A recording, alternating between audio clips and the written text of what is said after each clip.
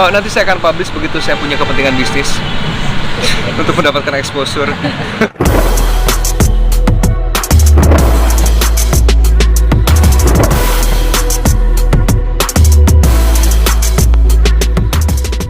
Tapi selalu ada yang nemenin kakaknya selalu jadi bestie. Seperti apa sih teman-teman Ya deket lah kita gitu. Kalau nggak bisa temenin sama pasangan ya bestie dulu lah, sama kakak sama adik sama asisten palingnya gitu. Karena kita kemana-mana pasti bareng. Saya juga mau terima tawaran barusan syuting karena ada kakak di situ. Kalau nggak mah kemarin udah saya tolak-tolakin karena memang saya males ya. Jadi karena ada bareng-bareng sama kakak jadi saya males. Kenapa sih Kak sekarang lebih sama kakak ketimbang sendiri untuk ambil jobnya atau gimana? Karena saya memang udah jenuh di dunia entertain, saya udah males ya, udah bukan dunia saya lagi. Udah dari tahun 97 saya syuting terus, gitu. Udah saatnya saya udah beralih ke hal yang memang saya senengin, saya punya kontrol terhadap pekerjaan yang saya lakuin. Kalau dunia entertain kan ya tahun 97 gitu-gitu aja, maksudnya ya syuting, terus juga kita nunggu callingan, itu yang paling saya benci. Ya, nungguin sesuatu yang belum pasti. Kalau punya kerjaan sendiri kan saya jadi punya power, saya punya kekuasaan untuk ngatur semuanya. Kapanpun saya mau cari uang ya itu terserah saya gitu kan, gimana usaha saya gitu. Jadi ya dunia entertain itu sekarang buat saya ya dunia sampingan aja. Begitu kayak kayaknya enak nih syuting sama kakak nih, saya terima. Tapi kalau enggak ya enggak, saya nggak pernah mau. Jarang mau ya, kecuali kalau memang lagi kangen banget baru saya mau. Wawancara pun begitu. Jadi kalau teman-teman ada yang hubungi saya gitu, saya suka nggak respon ya karena memang bukan saya sombong ya, karena memang kebutuhannya udah lain gitu, jiwa saya udah lain.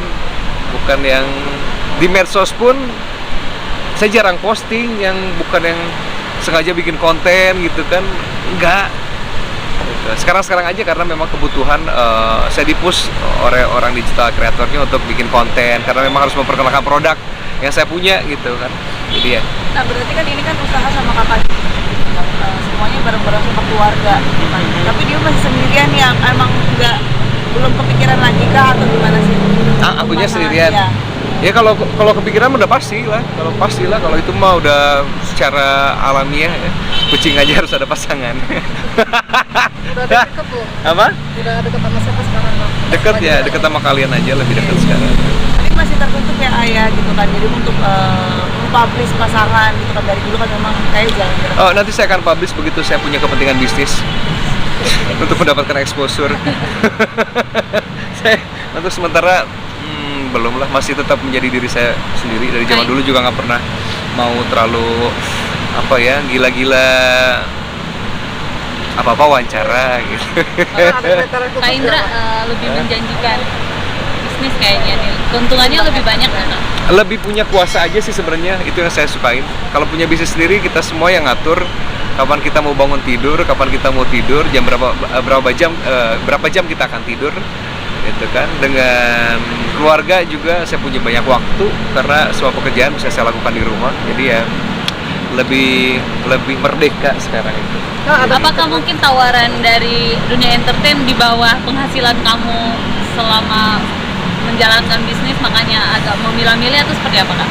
Saya tuh terakhir di dunia entertain saya sudah mencapai level yang sangat tinggi dan soal bayaran. Jadi untuk bisa hijrah ke bisnis yang lain dan memulai lagi dari nol itu butuh keberanian dan menurunkan segala macam ego yang saya punya. Dari mulai saya dapat tawaran saya tolak-tolakin gitu kan, belagu istilahnya, sampai saya harus punya produk dan menawarkan produk itu ke end user. Ini bahwa ini saya punya produk, ini produk saya bagus, itu butuh sebuah keberanian yang bahwa saya sih nggak gampang untuk nurunin ego itu ya, tapi saya berhasil. Dan sekarang ya bisnisnya masih berjalan dan masih pengen saya kembangin lagi. Tapi kan bisa dikatakan kekompakan bareng abang dan adik itu seperti kakak dan iya. Saya bersyukur punya keluarga yang saling mendukung satu sama lain, sama adik sama kakak, karena memang itu nilai-nilai yang selalu ditanamkan sama almarhumah orang tua kami, bahwa apapun yang terjadi kalian harus tetap kompak, saling mensupport satu sama lain, saling mendoakan. Kalau bisa dalam satu pekerjaan, kenapa tidak kalian lakukan gitu kan, biar kita sama-sama gitu. Itu jadi ya saya bersyukur lah punya keluarga yang saling support gitu ya, dalam bukan cuman mendoakan tapi benar-benar secara pikiran, tenaga juga kita bisa bareng-bareng gitu. Saling curhat-curhatan juga nggak sih?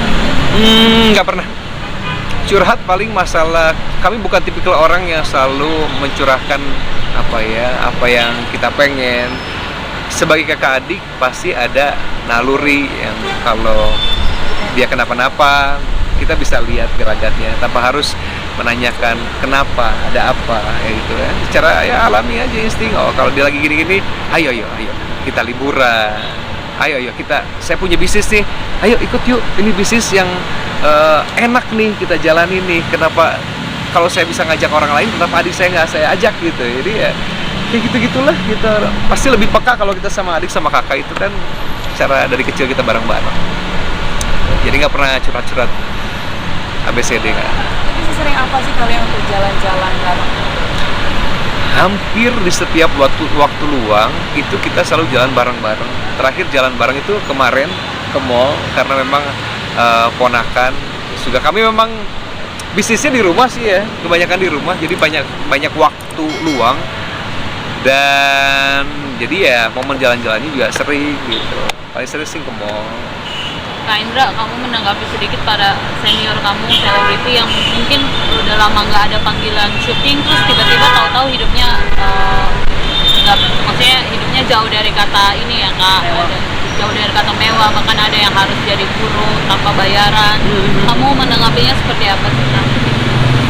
Ya setiap orang kan perjalanan hidupnya beda-beda ya gitu. Tapi kalau saya pribadi sih saya berusaha untuk menciptakan peluang-peluang yang ada. Kita lihat juga saya bukan tipikal orang yang mau berdiam diri atau pasrah terhadap keadaan.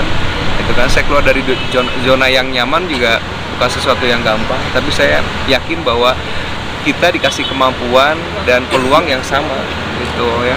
Tergantung apakah kita mau menciptakan kesempatan itu atau kita menunggu kesempatan itu gitu.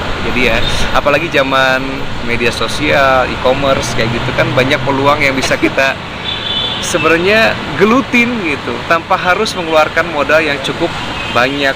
Yang penting ada kemampuan ya kan, keseriusan, konsistensi ya, persisi ya kayak gitu-gitulah gitu. Gerak aja dulu kalau sekarang masih. Jadi untuk investasi di masa tua agar hidupnya tidak sengsara, investasi dari sekarang ya Kak. Maksudnya nggak, kalau dulu kan dapat duit banyak langsung habis gitu, dan akhirnya pada tua mereka nggak punya apa-apa. Ya harus pintar-pintar nabung, bikin planning lah ke depannya kita mau ngapain dalam hidup ini. Kita harus ada jangan lus-lus aja gitu. Harus ada planning ke depannya gue mau ngapain ya. Jadi kalau ada planning begitu kan setidaknya secara alam bawah sadar kita pasti akan mengarahkan kita untuk ke sana gitu. Begitu ada penghasilan ya jangan terlalu ya belilah sesuatu yang bermanfaat di kemudian hari gitu. Investasi misalkan ke tanah atau kemana sesuatu yang bisa kita jual dan nilainya akan terus bertambah. Investasi Kak Indra paling besar apa sih saat ini? Diri saya aja. Rumah ya kan, rumah kayak gitu-gitulah, tanah gitu. Tapi lebih pada investasi kita sehat itu kan, investasinya apalagi ya, bikin kita happy. Kalau kita happy kan kita bisa melakukan pekerjaan apa yang kita mau, banyak menimbulkan ide-ide baru yang bisa menghasilkan materi ya itu. Masih ada update soal penyakit hipotonia nggak sih? Oh ya masih saya masih minum obat, tapi alhamdulillah udah bisa ngobrol dengan tenang sama teman-teman. Kalau kemarin mah takut sayanya bisa ngabur gitu, karena memang saya nggak bisa ngobrol begini, takut ada anxiety-nya. Kalau sekarang sih ya ratusan kamera juga saya bisa hadapin dengan baik gitu, karena memang udah hipertiroidnya udah sehat, udah berangsur-angsur membaik gitu. Doain aja mudah-mudahan juga akan tambah baik.